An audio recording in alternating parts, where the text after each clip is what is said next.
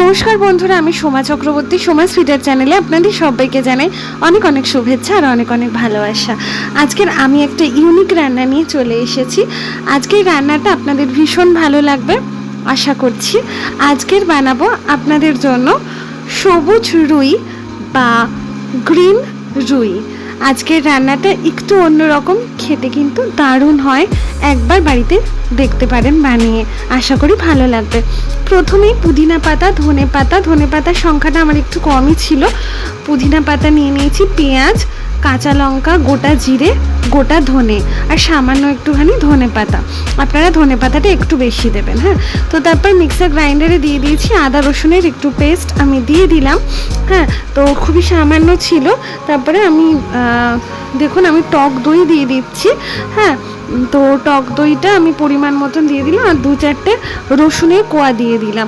আর আপনারা একটু আদাটাও বেশি করে দিয়ে দেবেন, হ্যাঁ। তো আমার যেহেতু কম ছিল সেই কারণে কম দিয়েছি। তো এবার হলুদ আর নুন মাখিয়ে নিলাম মাছটাকে। তো তারপর ফ্রাইং প্যানে একটু সানড্রপ অয়েল দিয়ে দিলাম। আমি সানড্রপ অয়েলই রান্না করব, রান্নার স্বাদ দ্বিগুণ হয়ে যায় সানড্রপ অয়েলে রান্না করলে। তো সামান্য একটু তেল দেবো। রান্নায় তেল কম খাওয়া ভীষণ ভালো, স্বাস্থ্যের জন্য শরীরের জন্য ভীষণই ভালো।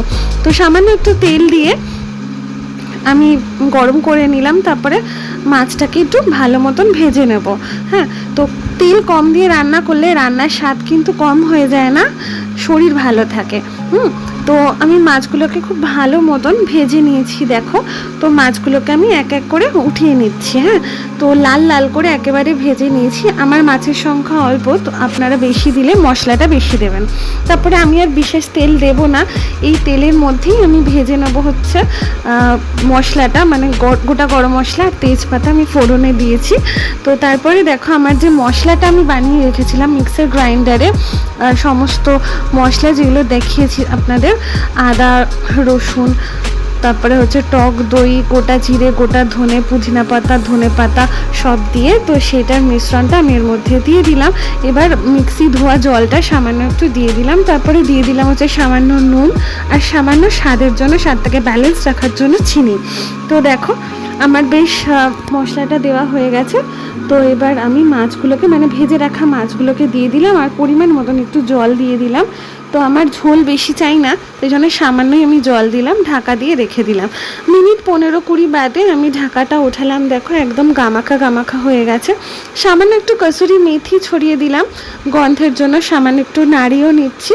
তো আমার রান্নাটা একদম রেডি হয়ে গেছে, খুব ভালো হয়েছে খেতে। অবশ্যই বাড়িতে একবার ট্রাই করবেন এই ইউনিক স্টাইলের রুই মাছের এই রেসিপিটা। অসাধারণ হয় খেতে, খুব সুন্দর লাগে, একটু জিভের স্বাদটা বদল হয়। গরম গরম ভাতের সাথে খুবই ভালো লাগে এই ইউনিক স্টাইলের রুই মাছের রান্নাটা, দারুণ হয় খেতে। যদি ভালো লেগে থাকে আজকের রান্নাটা আপনাদের, তাহলে অবশ্যই আমার চ্যানেলটাকে সাবস্ক্রাইব করে চ্যানেলের পাশে থাকবেন।